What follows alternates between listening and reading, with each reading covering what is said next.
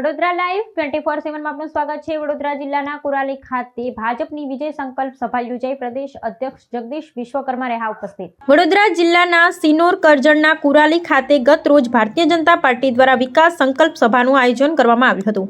આ સભામાં ગુજરાત પ્રદેશ અધ્યક્ષ જગદીશ વિશ્વકર્મા મુખ્ય મહેમાન તરીકે ઉપસ્થિત રહ્યા હતા, જ્યારે ધારાસભ્ય અક્ષય પટેલ સહિતના આગેવાનો હાજર રહ્યા હતા। કાર્યક્રમને લઈ કાર્યકરોમાં ભારે ઉત્સાહ જોવા મળ્યો હતો। વડોદરા જિલ્લાના સિનોર કરજણ તાલુકાના કુરાલી ખાતે યોજાયેલી વિકાસ સંકલ્પ સભાને લઈ ભાજપ દ્વારા વ્યાપક તૈયારીઓ કરવામાં આવી હતી।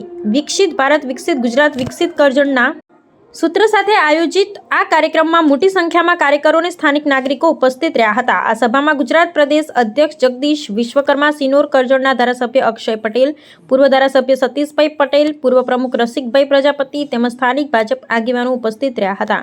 કાર્યક્રમને સફળ બનાવવા માટે આગેવાનો અને કાર્યકરો સક્રિય રીતે જોડાયા હતા। સભા દરમિયાન વિકાસના વિવિધ મુદ્દાઓ પર ચર્ચા કરવામાં આવી હતી તેમજ સરકારની વિવિધ યોજનાઓ અને ભાવિ આયોજન અંગે માર્ગદર્શન આપવામાં આવ્યું હતું। આજુબાજુના ગામોમાંથી મોટી સંખ્યામાં ભાઈઓ બહેનો અને વડીલો ઉપસ્થિત રહ્યા હતા। કાર્યક્રમના અંતે ભોજનની વ્યવસ્થા પણ કરવામાં આવી હતી।